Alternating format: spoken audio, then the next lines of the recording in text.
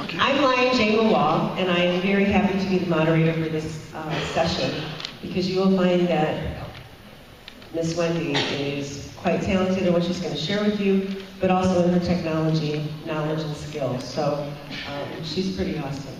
So first I want to thank you all for being here. You could have all chosen not to come over this morning. You also could have chosen a different session. So thank you for choosing this session. It's very nice to have.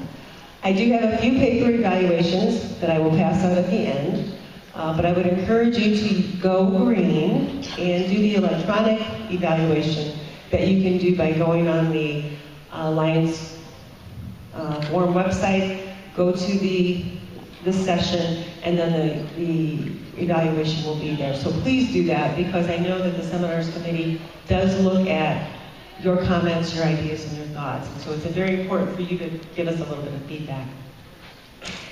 Today, this seminar topic focuses on how to develop a meaningful topic for the occasion. As Lions, we have opportunities to speak on many different occasions, and they come more frequently as you take on different roles such as club president, zone chair, district governor, and all the way up. While these chances to speak may be shorter in duration, they still have tremendous impact. When you are a Lion leader and you share a bit of wisdom, you're impacting not only that Lion, but also the people that he or she will serve. There's specific guidelines you should follow to prepare for special occasion speaking. Opportunities that your remarks are appropriate, thoughtful, and meaningful. We want everything to be meaningful to our Lions. By implementing these suggestions, you will positively influence your fellow Lions family and other observers. Our presenter today, Lion Wendy Kane, served as district governor in 2006-2007. She's held a variety of offices as a Lion. She is on the 2016 USA Canada Lions Leadership Forum Planning Committee, which is this forum, and she's been a leader in the Lions Forum University. Leader isn't quite the right word. She's been a huge impact in Lions University to provide the year-round training to Lions since its inception in 2014. Most importantly, she's also had the opportunity to implement strategies she'll be sharing with you and has given several different special occasion speeches over the last 15 years. And it is my great honor and pleasure to introduce Lion past District Governor Wendy Kane.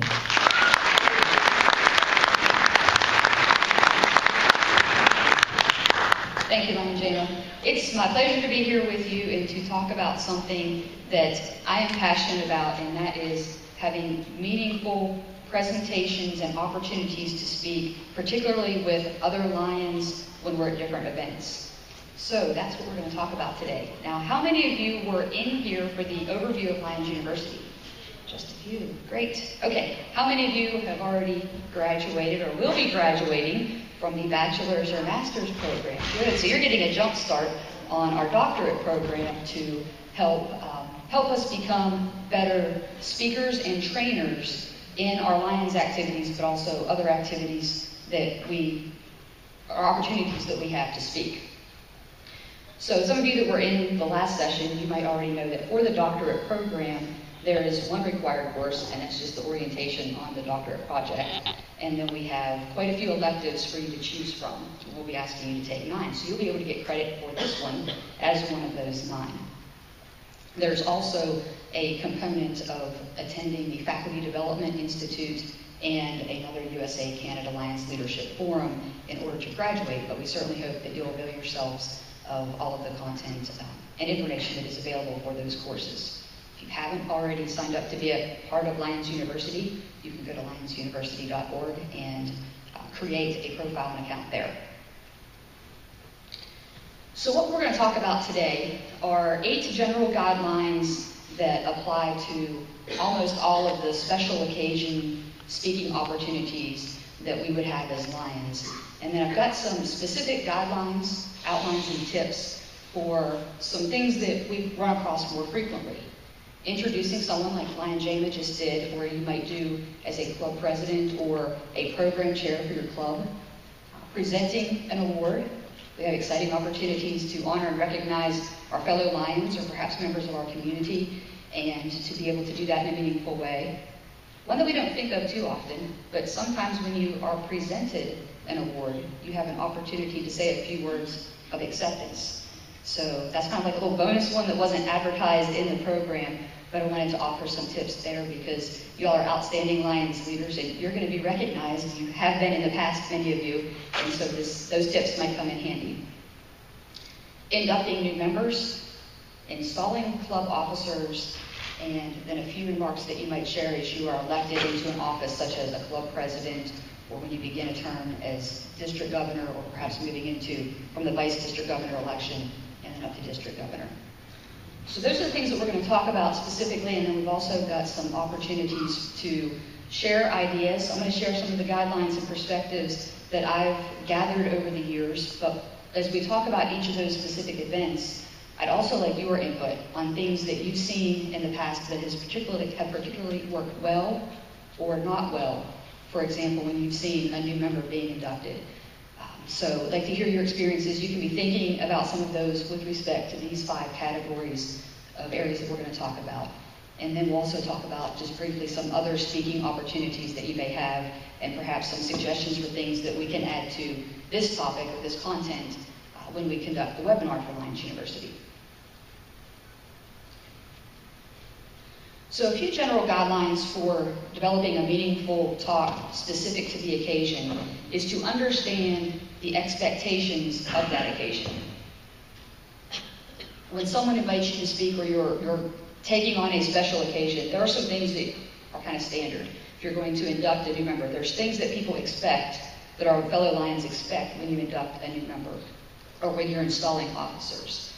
So understand the expectations surrounding the event where you might be making those remarks, as well as any customs that are necessary for or expected and kind of part of the routine for that particular event. And you want to make sure that your speech meets those expectations. Oftentimes when we're speaking, we have the honor of taking on that role, but we're speaking on behalf of others. We may be speaking on behalf of the person or the entity that invited us to speak or make a presentation. And so even though the words that we share are our own, we should think about how our words honor those that have invited us, the reason that we're there, and help to add to that meaningful aspect of the presentation. So we want to be sure to echo the sentiments of the person or the entity that may have invited us. And if you're not sure what that might be, it doesn't hurt to ask. I think a lot of times people come to expect that, oh, if I'm going to invite a special Lion outside of my club to come in and induct new members, that's just a standard generic thing. And for many of our Lions, it's a standard generic process. And I hope when you leave here, it won't be standard and generic for you, that you'll customize it and make it your own. So that moves into point number 3, in customizing your remarks. We have expectations that come with most of these invitations. So there's a fine balance between making sure that you meet those expectations, but you don't just have a generic script or process that you follow that it doesn't make it feel special or intentional for your audience. And there are a couple ways that you can customize your remarks. One of the most common is to incorporate personal anecdotes or things that you know about your audience. If you're going to be installing officers at a club, for example, you might incorporate some of the special projects that you know that club carries out into the remarks as you're doing the induction of officers. And so that's a little different, and that would change depending on which club you're doing an officer installation for. You can use personal anecdotes of things that you've experienced, or you can use anecdotes of information or stories that you've heard about from the club or the person that maybe you're speaking to or inducting. So you kind of go either way with that. But the personal anecdotes apply to your experiences that you can share that might be relevant, as well as relevant stories or experiences that you're aware of from the person that you'll be speaking about or the club that you'll be talking to. We want to make sure that those anecdotes, though, are relevant. How many times have we heard speakers that tell a joke just to get the laugh, but it has no relevance to what they're there for? Now, some of them are pretty funny, but does that add to the presentations or the remarks that you hear? Is that something that you appreciate? I mean, I'm not making that judgment, I'm asking because if you appreciate that, I think the rest of the audience, we need to know that because we can factor that in. Is that, if you have just a joke to lighten the mood and get people, I guess just laughing and engaged in the conversation, is that helpful when we start a presentation? In some instances, Jayla, we're going to start you running. Well, I can mellow out pretty well. A lot of the times, I've noticed that you're talking to a group and they're kind of deadpan and the speaker, we got to listen to the speaker again. And so coming up with a joke or an anecdote like that will wake the audience up. But yes, you got to use discretion, and you can't make that your entire speech. Yeah. Oh. Let me run over here. I have a strategy as a preacher. I found that jokes at the beginning of the sermon forces people to have to listen carefully enough to get the joke, so that they're not the only one not laughing. That way we get them up to speed and they're really listening. Okay, one more comment back here. All right. Thank you. I think if you're doing an anecdote, it does need to pertain to the topic that you're presenting. But if you're doing a joke, it can be anything, just make it fun. And tasteful. Yes, definitely. Appropriate for the audience. Which gets to point number 5. That's it. Humor can help lighten the mood, but we should try to make it as relevant as possible. And sometimes just a quick one-liner joke is a good way to kind of break the ice, particularly if things are tense, or if maybe if there's a speech where there was, or some discussion where there was a lot of debate or a lot of emotion in the room. Sometimes the humor can help diffuse that a little bit. And so certainly humor has an excellent role. It helps if you're witty on the spot, because then you can come up with remarks that are both funny and appropriate to what an experience, that the shared experience the audience had, or something that may have just happened. So I know that's hard to do when you're on the spot and you have all these eyes looking at you. So I don't particularly consider myself witty in that regard. But it helps for those of you that are kind of spot on with those types of things. We want to avoid the use of cliches. So how many of you have been or heard speakers in, say, the last year where you've heard similar phrases multiple times from speakers?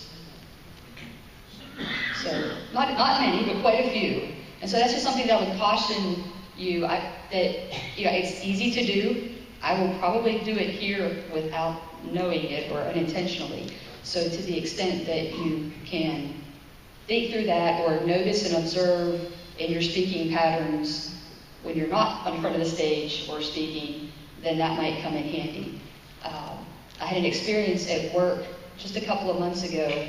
There's a lady on my team who is from Puerto Rico, and a phrase that I like to use a lot at work to get things done is I bird dog people. In fact, I think I may have used bird dogging in the presenters and moderators session, for those of you that were in there if the presenters hadn't provided their content. So I like to bird dog people. She had never heard that phrase before. So we're sitting in the meeting and she Googled bird dog. But unfortunately, she didn't Google the text part, which would have had the definition there of how it's used informally. She was on Google Images. So if any of you want to laugh, I would go to bird dog, Google Images and search for bird dog. And she had this very puzzled look on her face. So we had to stop the meeting and I had to explain. And then I was like, okay, please call me out if I use phrases like that, because it just comes naturally. So it is something that we need to kind of watch and observe ourselves in some of those phrases that we use, particularly with other cultures or even just people from other areas. A lot of times, regionally, we have phrases that we use that might not be familiar to others. So avoid using cliches. Be sincere and humble. A lot of times when we're asked to come and make some special remarks, You're sort of at the center of attention for those things. But it's really about the reason you're there, the award that you're there to present, the member that you're there to induct, or the officers that you're going to install. And so I think it helps connect with your audience and the people that are there, whether they're Lions or family, friends, other community members, to be sincere in the comments that you share, and also have it focus on the purpose of that event. This might go without saying, but since in the U.S. we're in the middle of an election period, be factually accurate with your comments. We all make mistakes, and especially when you're put on the spot. But the reason I bring that up is because every time there's a debate, you see the articles about the fact checkers. And they go through all the statements that the candidates made and give you the percent or however. I haven't looked at one yesterday. I'm honestly trying to avoid the election. But they have the fact checkers, and you can see when people are speaking somewhat on the spot, even though they're preparing, how easy it is to either skew facts or just unintentionally share inaccurate information. And so we want to be conscious of our credibility, of the credibility of the individuals or the entity that invited us, and make sure that we're as actually accurate as we can be. So those are the general guidelines that I've noticed and collected over the years that kind of apply to all special occasion type speaking. Based on your experiences, are there any other things that you would like to add to that list or discuss? So we have a couple of hands over on the far left.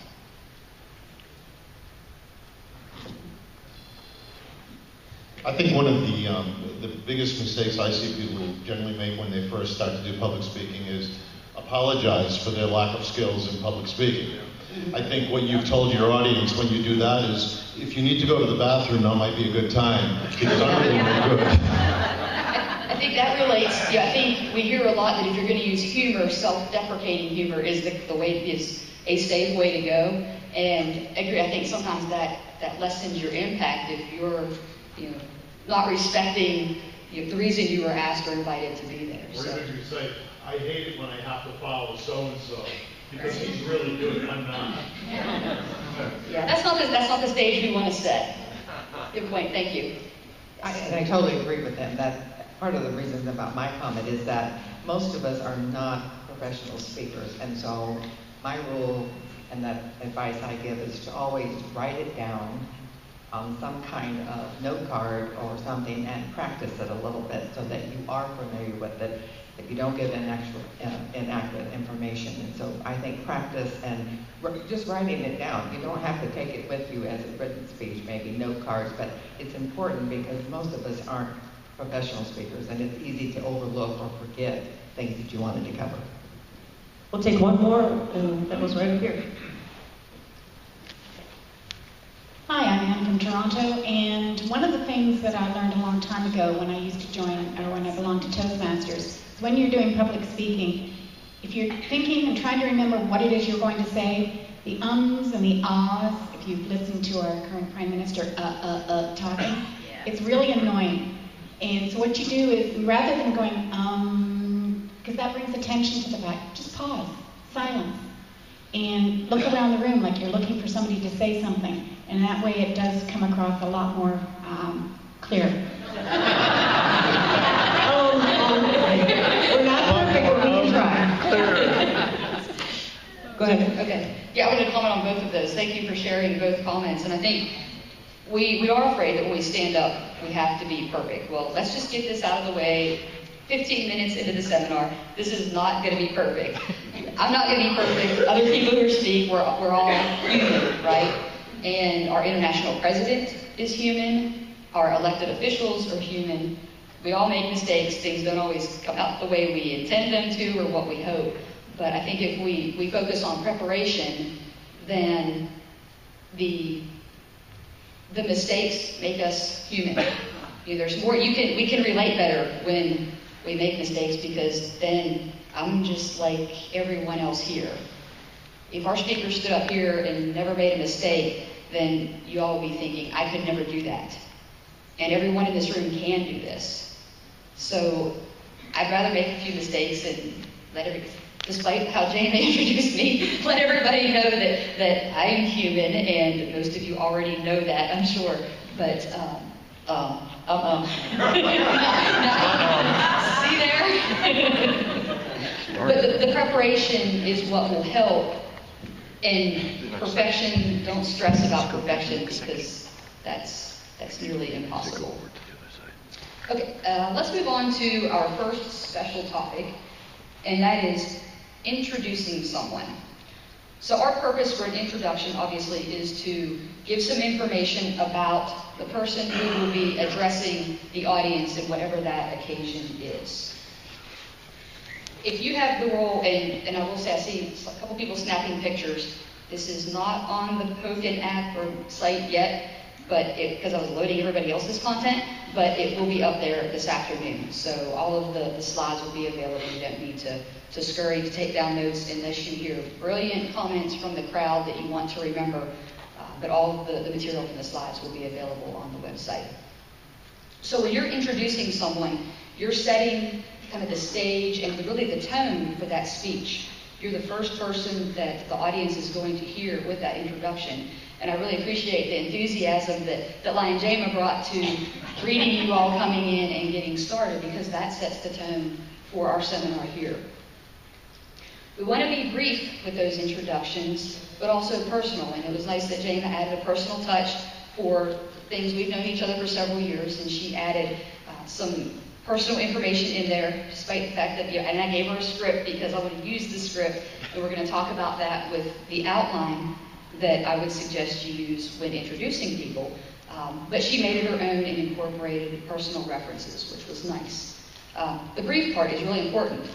How many of you have heard someone introduce a speaker who spoke almost as long as the planned speech? Right? It does happen. And sometimes it happens because the speaker gives a biography this long and they feel they need to read it, or perhaps the person invited to introduce the speaker thinks they should be giving the speech instead. And so don't be that person, okay? Just don't be that person. Our role in introducing someone is to help set that stage and kind of warm the audience up for what they're going to hear from that speaker. Create realistic expectations. So you didn't quite do that, Jana, when you added in the technical whiz thing or other being the all answer thing. So don't think that that's true. Don't think that's true. So, but that's not necessarily an expectation for this speech. That was just something additional that she added. If you don't know what the speaker is going to talk about, then I would keep that portion to a minimum, because you don't want to assume what they're going to cover. One of probably the strongest feedback that we get at events like this and similar events that I've been a part of in the Southeast is when the description of the seminar in the program book doesn't match the content that the presenter shared. And several of you have either given that feedback because you're nodding your heads, or been in seminars where that's been the case. And so this is kind of similar. When they're setting the stage for what we're going to talk about, if you're then expecting one thing and the speaker goes in a different direction, then that doesn't serve the audience. And the fourth point kind of goes to the first about not being the speaker or talking so long. But you don't want to talk so much about the content that you're basically covering all the points that the speaker is preparing to make. We don't want to summarize their intended remarks. That's what we've asked the speaker to come in to address that audience to cover. So did any of you notice anything different about the way Lion Jama introduced me versus some of the other introductions that you may have heard here this weekend? Oh, sorry.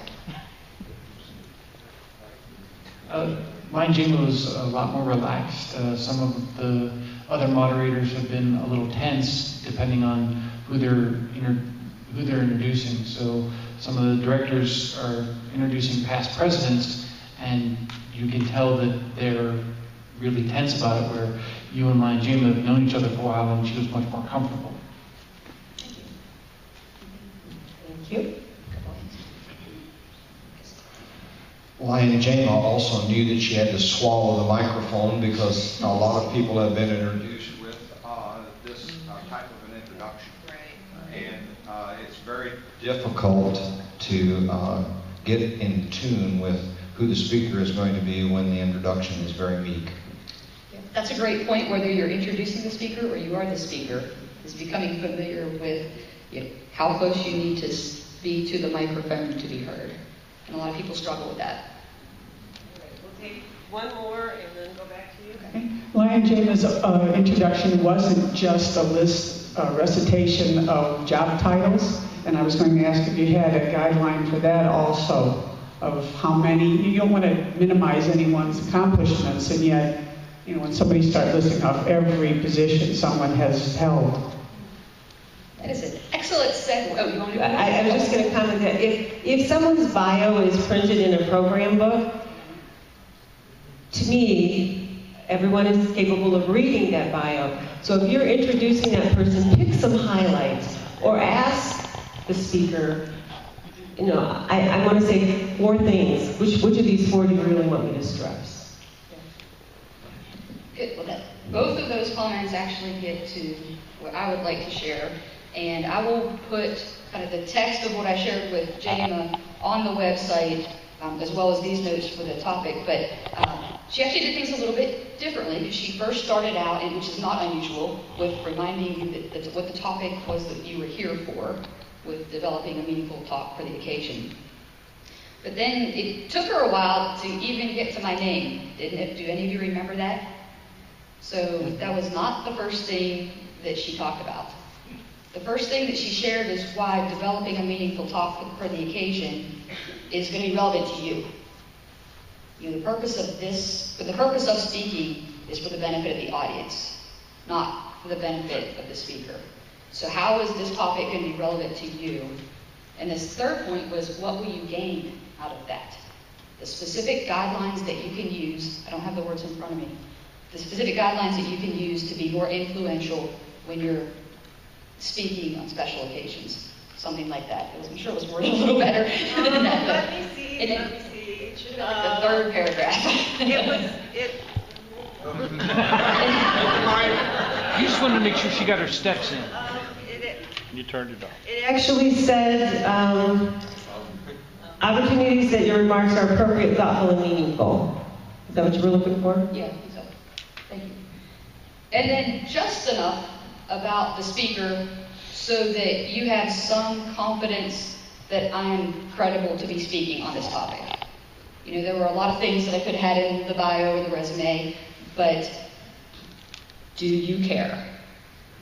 Either go like this or go like this. Do you care what I have done for the last 23 years as a Lion? Be honest. Not really. You chose to come here. Oh, thank you. I did do the cursing on my fan club. That's right. Y'all can read about it in the autobiography. But what you care about is the topic that you came here to see. Wait a minute. Did any of you come here just because I was presenting? Yeah. I don't believe you. I don't believe you.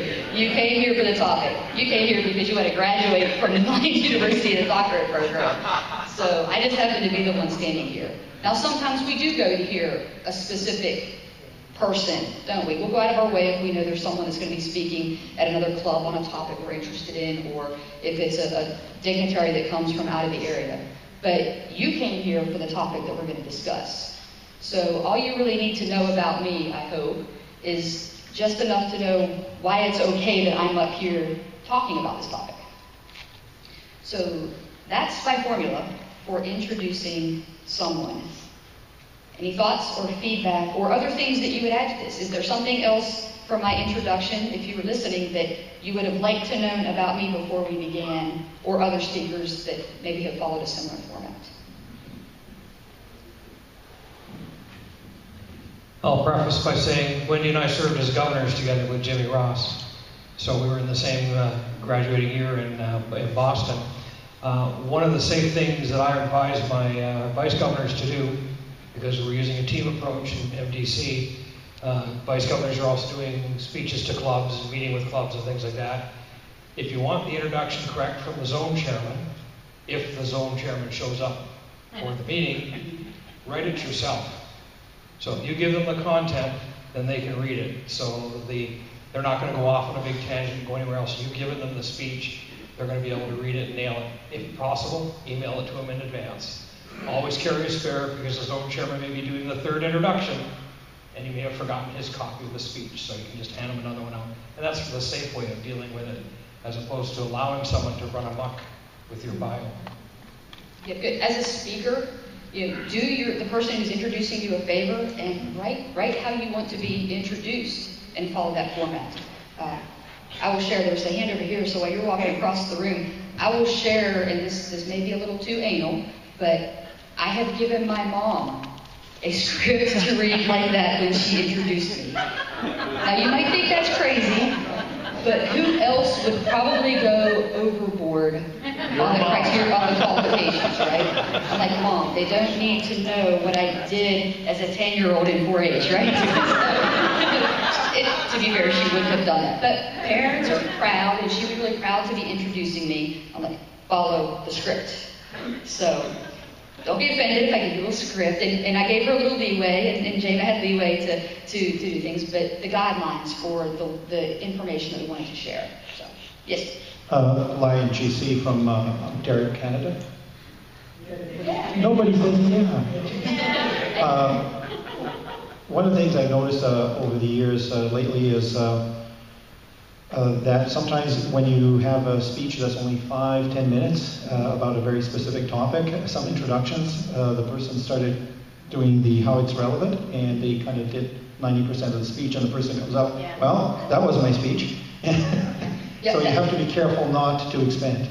No, that's true, and it does depend, again, that's why you need to know about the remarks of the speaker and how long they're going to speak, because that could easily happen with a shorter speech. And making sure that you talk to the person ahead of time so that you don't step on each other's toes is important, especially if you don't know the speaker. Yeah. We'll take one more. Scott Harkey, Louisiana. I just came out of a seminar that was the worst introduction ever. The introducer or the moderator put the person's bio up on the screen and said, here, you can read this, it's printed already, and that was pretty much it. It was, y'all need to talk to the other moderators. That goes in the don't list. Put that in the don't list. Good feedback. Thank you for sharing that. We'll get shared. We're going to take one more? Sure. Okay, anybody? All right, I'm running back over here. You're just trying to make sure Gemma gets her steps. This is one of the times when you need to submerge your own personality and go with the bio that was given to you. Sometimes the bio and the introduction is part of an election in the Lions Club. I went to one when a perfectly wonderful person gave 2 people his nomination information, and the second woman knew better. So all she did was duplicate everything the first person said and refused to give the information for what was given to her. You need to realize you are not impressing anyone with yourself. You need not to make a decision for that person. You need to share what they want you to share with you. If you're able to get that kind of information and it's not the full page bio, but information that can be used, absolutely. Okay, let's move on to presenting award, because I love to present awards. So anybody else have the opportunity to recognize members of your club or districts? Isn't it fun? I mean, I think we don't live necessarily for the recognition, but it's nice to know that our efforts are noticed. And so I think this is an opportunity where we have an opportunity to be more intentional and meaningful in our award presentations. I've been to club meetings, could have been my own, where the president would just call someone up and hand them a pin, and that was it. And so how meaningful is that? I think it was nice they got the pin. But we want our presentations and recognition to be meaningful. And Lions University had a class yesterday on the art of recognition. Thank you guys. But a couple things, provide a little background or importance to the award. Don't just present something, talk about the effort that was involved or the significance of it. Different awards have different ways of, I guess, being identified who the recipients are. So if there is a selection process and you are aware of that, then share a little bit about that background to the audience. And again, that's very dependent upon what the award is. But for example, if your club presents a Melvin Jones Fellowship and you receive nominations from club members and then you have a committee that looks at nominations, share that process before you're presenting the Melvin Jones Fellowship so that the other people know that, can be thinking about that for the future and identifying and being on the lookout for other people to honor going forward. And then share a little bit about the honorees' qualifications. That may fall into a little bit about the selection process, depending on what type of information you have. But talk about the effort that was involved in attaining that recognition, and don't just call them up and here you go. I mean, those of you that have gotten 100% attendance at your clubs, if that's something that you're interested in, that is not easy to do in today's day and age. So that's, that takes a significant commitment of time for our members, as an example. So a few more tips. If you're presenting an award at another club that you may not be familiar with their ins and outs, or at a different type of event, make sure that you work with them in advance. One, to make sure that you know whether the recipient is going to be there. Several times I've gone to present or induct new members or present an award, and then it turns out the member wasn't going to be there. So make sure you work that out in advance, or you have some confidence. We're going to have comments here, but I'll get through the list. So we want to make sure that they're going to be there. Also, if there's anything else you need to know about perhaps where that's going to fall in the program so that you have an idea of what to expect from the agenda. And a personal pet peeve. When you are presenting a pin or you're presenting a plaque, take it out of the little plastic wrap. You don't necessarily have to pin it on somebody's lapel. That's a nice touch. But take it out of the wrap so they can at least put it on themselves. Or you don't know how many times I've seen people present the Melvin Jones Fellowships and they'll take it out of that big brown box, but they don't take it out of the plastic. What kind of photo op does that look? I mean, seriously.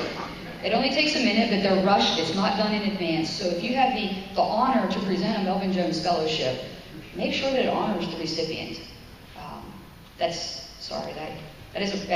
It makes me sad when people receive that type of honor in a plastic bag. So don't be that person either.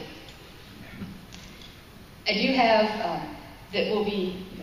have a resource that you are free to use when it gets uploaded later today, and it is a template or a script for kind of like a little presentation for Melvin Jones Fellowships. Again, many of us don't have the opportunity to do that very often, and if you'd like to make that special and need a little help with that, you can use the template.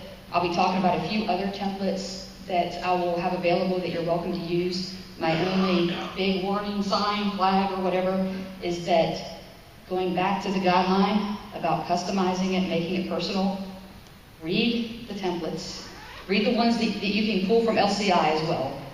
Change the words to make them your own.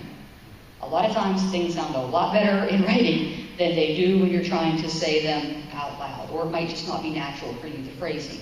So read them, change them, make them your own, but kind of use that as a starting point. Okay, we have a comment right here and then one over there. Wendy used the magic word, photo op.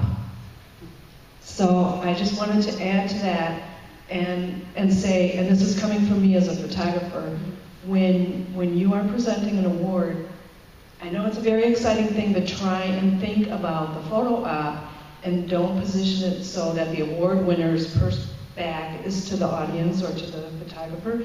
Do it like a sideways kind of a thing so that photo op can happen like that and that you can move on.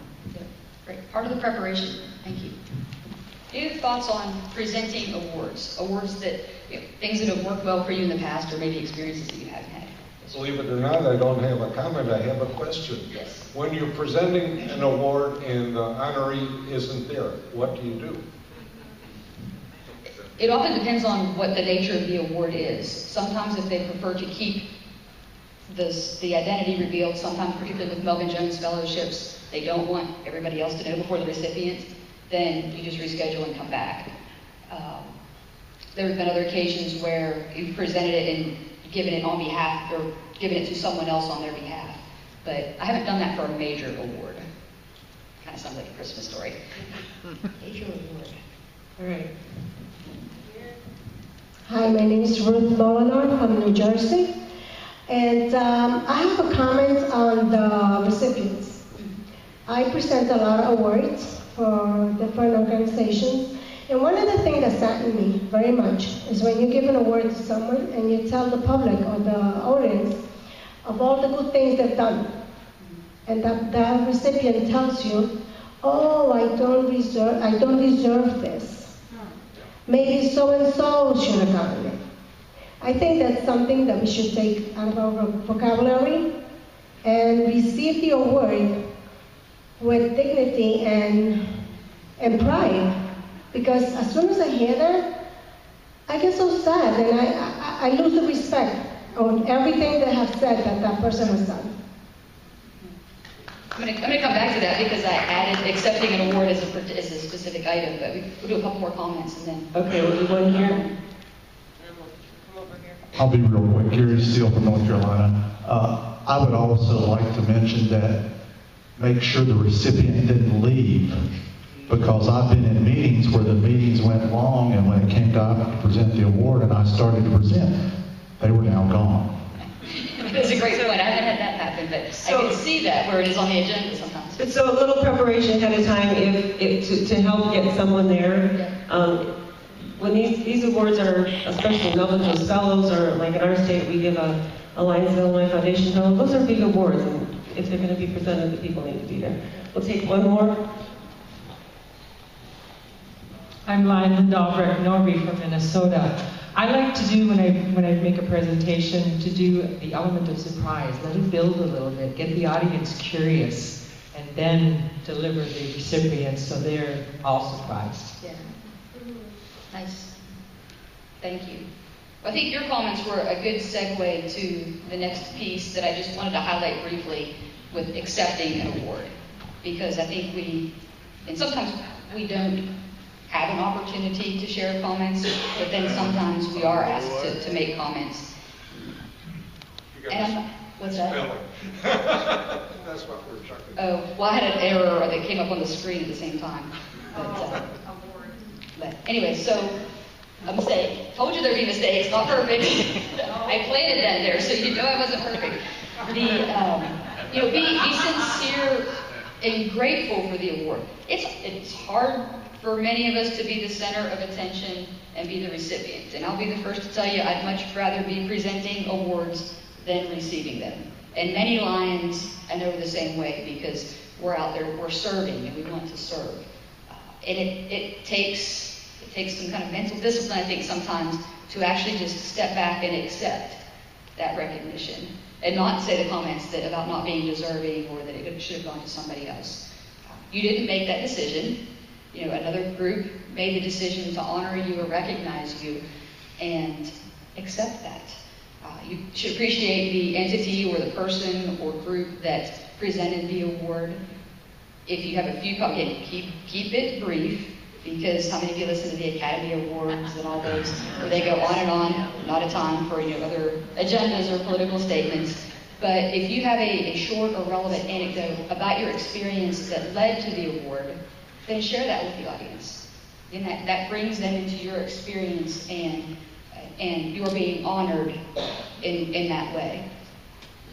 So we're not going to elaborate a lot on that, but it was a great point that I think is a difficult one for many of us, and that is to just step back and accept the recognition or honors that others deem worthy and want to share with us. And the way I've kind of now figured it out for myself is I know I feel so good when I get to recognize somebody else that I just accept that if someone is recognizing me, that's giving them an opportunity to feel good. And that was something that they wanted to do, to feel good, and just humbly and sincerely accept that. So I think we got time for maybe one comment, and then we'll move on to the next, if that's okay. Thank you. We already had a hand up in the back. All right, I'm running.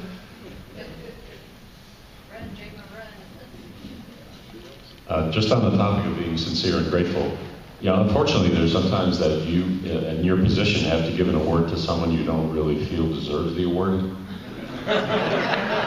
True, I've had to do that, but you have to be, it gets back to being sincere, you've got to, be sincere and present the award and congratulate the person as though you feel it was a truly deserving award. That's a great point, and that goes back to that general guideline about you speaking on behalf of another group, and so that might happen on occasion. So thank you for sharing that. All right, let's talk about inducting new members, because we're going to want to do a lot of that, right? Yeah. That's not really very enthusiastic. Did any of you just come from the Invite for Impact seminar? We want to induct a lot of new members, right? Yeah. Okay, thank you. So, again, if you're that enthusiastic, that response is the enthusiasm that you need to bring to your new member inductions. It is a big deal for your club. It's a big decision, a big commitment for that person that joined your club. And so, we're calling these special occasions for a reason, because they're special. We want them to be special to the recipients. So honor that significance of the event of bringing in a new member in your club with a meaningful presentation. If you're doing this with your own club or you're visiting another club to induct a new member, work with the secretary or the president in advance and make sure that everything is in place. I don't know how many times we're eating at the meal and the president and sponsor are still signing the certificate, so at least they have the certificate and they have a frame, but we're still assembling it right before I'm getting ready to stand up and induct a new member. If the club that you're visiting gives new members any Lions paraphernalia, then make sure that's all kind of packaged and ready for you to turn over, or if you have the club representative, do that part so you can focus on the new member pin and their certificate. I visited one club, I think I'm on speed dial for this one club that inducts whenever they need to induct a new member, and they give each new member a club vest. So that's one of the things, and they've got them on supply and they're ready to go. Take those pins out of the packaging. Don't forget the sponsor pin. Again, that's where we lose some ground a little bit. And then clubs are unique in their customs for what happens next after a new member is inducted. So some clubs may give the new member an opportunity to address the club. Some just to turn it back over for the order of business, or maybe the speaker or the person that's doing the induction says a few more remarks at the end. So make sure you understand what that custom is, because it can be a really awkward handoff if you're done and people are just kind of standing there after the photo opportunity and you don't know what comes next. So ask that question ahead of time. And I had a comment over here. I will go ahead and move to some guidelines while you reach out for the comment.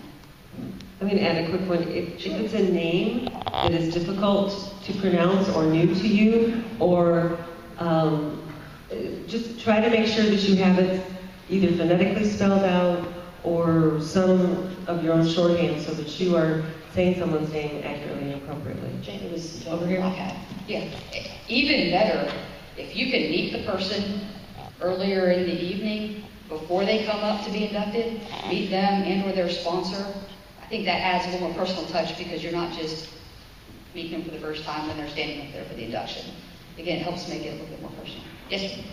My name's Dean Hemming. I'm from Illinois, and one of the things when you induct a new member, try to make sure you put that new member the first thing in the club meeting. That way, as the meeting goes along afterwards, he has a right to vote. And always remember that pin. One fellow in my club got a Melvin Jones pin, and he couldn't get it apart. So I had to take my Melvin Jones pin off and give it to him and get another one. Yeah, definitely take it out of the packaging. It also wouldn't hurt sometimes to go ahead and take it off with a little cardboard bagger, so you know you've got that ready to go.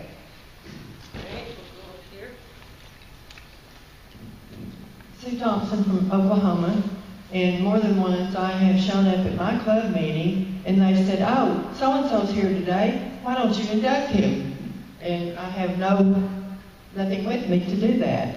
So I've learned to carry the script of sorts with me whenever I go to my club or another club. That's a good segue into the few things that I have here. We'll take a few more comments after I go over the points on here. But We'll take these two right here. Okay. Craig Elder, Ohio. If you're a man especially and you're pinning a woman and they doesn't have a clear lapel or something, ask ahead of time if you don't know them. Because it can be kind of intimate to be pinning a certain way and it might be awkward.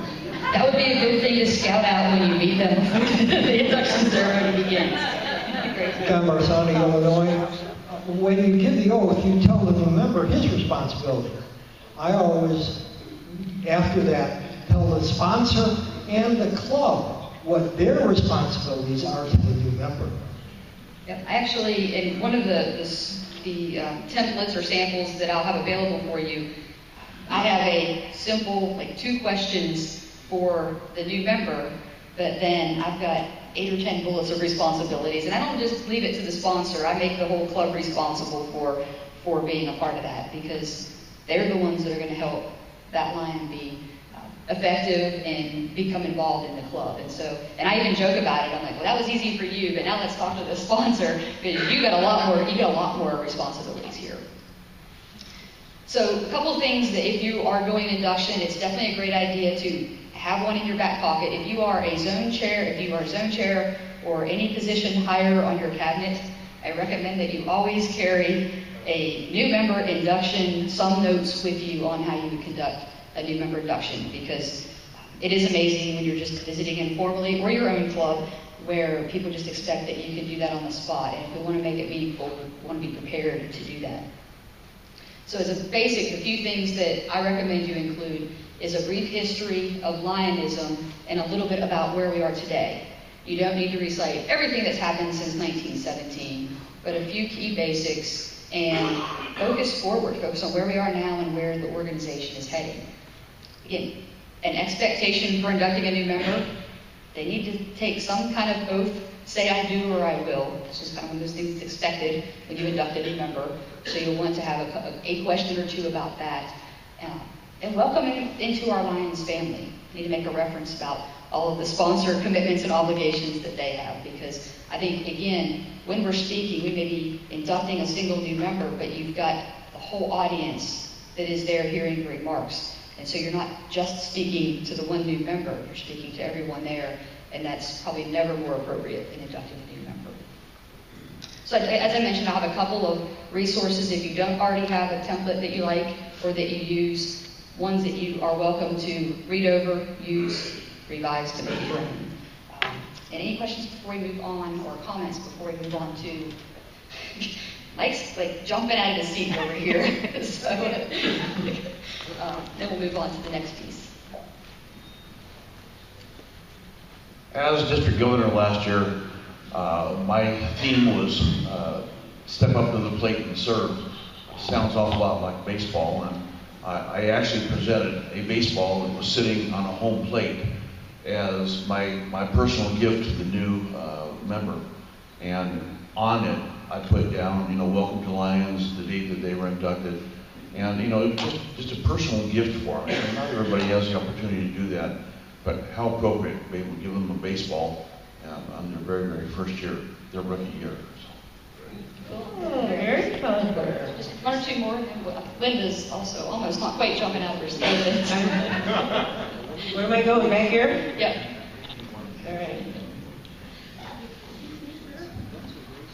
When inducting a new member to the club, make sure your secretary has a new packet with the current president. I have been to a couple of clubs where I've had a president 3 years preceding the current president. Yep.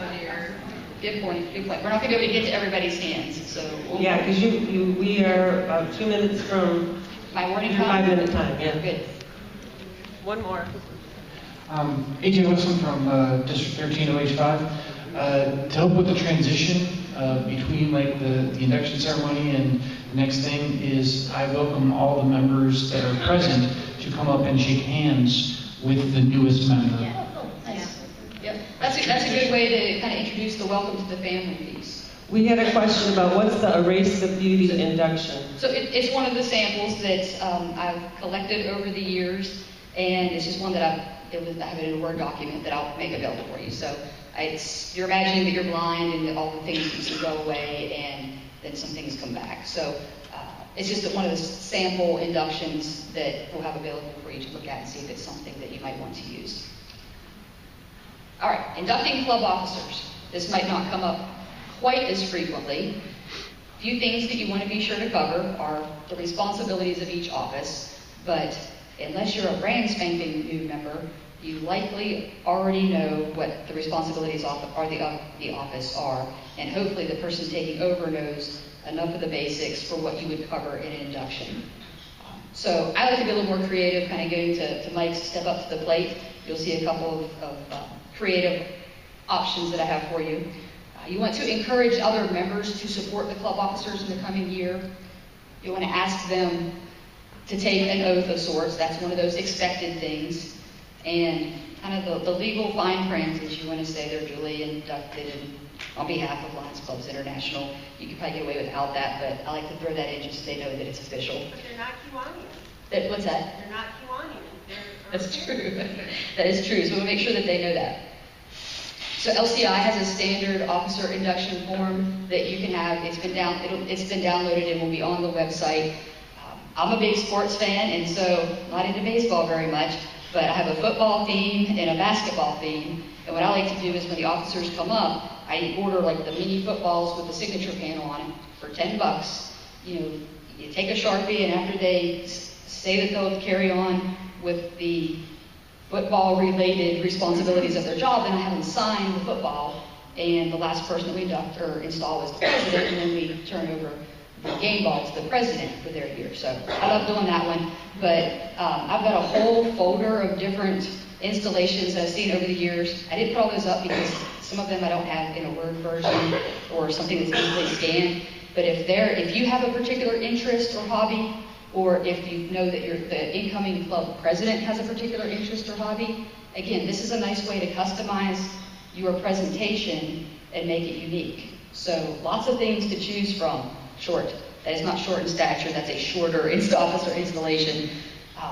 Ships, planes, courtrooms, farming, going into space, passing the torch, highways, horn of plenty, all kind of different options. I'm sure you can Google officer installations and see some different ones, or reach out to me later and I'd be happy to scan the not great quality and you can see if it's something that you might be interested in. The last item that I wanted to talk about is being elected into office. So we have an opportunity to speak when you've been elected as club president or elected to vice district governor or international director. You might be saying a few words. So a few things, because that can go on and on as well. Those general guidelines still apply, but you want to express appreciation for being elected, the confidence that people have placed into you for that office. If you're already prepared to do so, and we hope that to be the case, you'll want to share some of your goals or theme areas of focus for the term of whatever that position is. And it doesn't hurt to close with an appeal for support.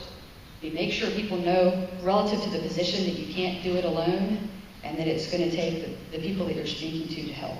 So kind of basics, but I've been to enough district conventions where the newly elected officers maybe weren't quite prepared for that. They were prepared to be elected, but they weren't quite prepared to say a few remarks after being elected.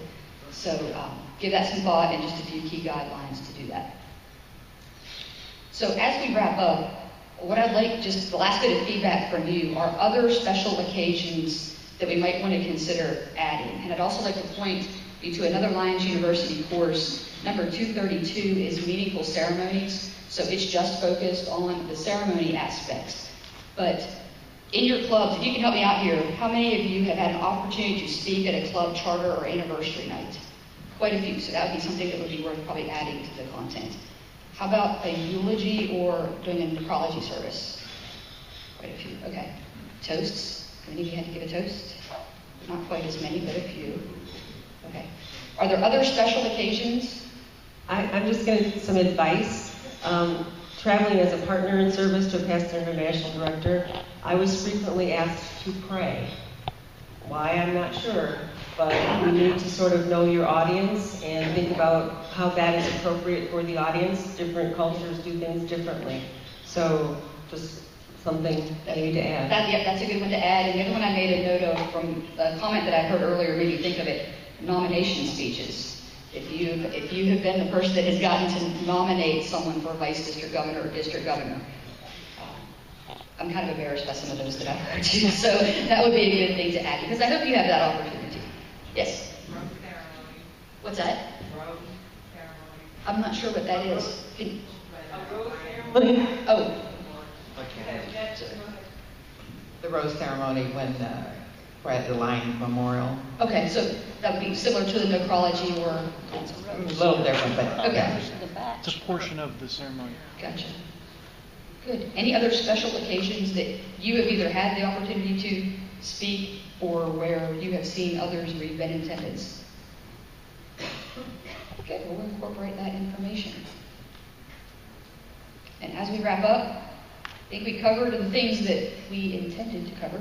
I was just going to add, if you're speaking to non-Lions about something, avoid the acronyms that we use all the time in our Lions speak, especially if you're speaking to the community beyond just our Lions. Yep. Good point, great point, thank you. All right, so for those of you that are participating in Lions University, in the next day or so, go online and take the quiz, get the credit, and you'll be good to go. Anything else as we wrap up, or I'll turn things over to Jamie for any last questions or comments? Probably take maybe one or two more comments. Let me come over here. On the way back. Here we go. Oh, you're helping her stretch? Oh. Going back to where the certificates from International to be presented, sometimes International sends us the wrong name on the certificates because they were left over. This past year I got 2 years ago's president for the president for this year. Okay. So I called them and they sent me the right ones. Yeah. So that's another reason to open those boxes before to make sure that's in it. One more comment and then we'll wrap things up. The most, Eunice Cameron from 5SKS, the most embarrassing thing that ever happened to me was I was at a meeting and I wasn't told a lot, and all of a sudden the president called this woman up. I'm sitting with the candles in the back of my car, all the things to induct somebody, and he says, "This is a new member, congratulations, take a picture, we're done." And I'm sitting there going, and the people who knew what I did were all sitting there with their mouths wide open. And what can you do after that? Nothing. All right. Well, ladies and gentlemen, you have completed a course. You need to go online to make sure that you take the quiz to get credit for Lions University. If you have not developed your profile yet, you can do that. And you can take bachelor's, master's, doctorate level courses in any order. But if you want to receive those degrees and graduate, you need to make sure that, just like your transcripts in college, just like transcripts are ready to roll. I want to thank Wendy for sharing her expertise.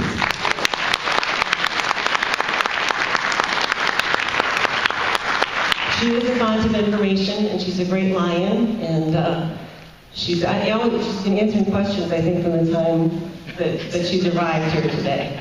If you did not have a chance to poke your paw, I'll have this up here for about 4 or 5 more minutes, and then I'll also take it to the seminar's office. You can go in there and get it poked. I want to thank Doug for doing our videotaping, because this session will also be online with the forum. I have a few paper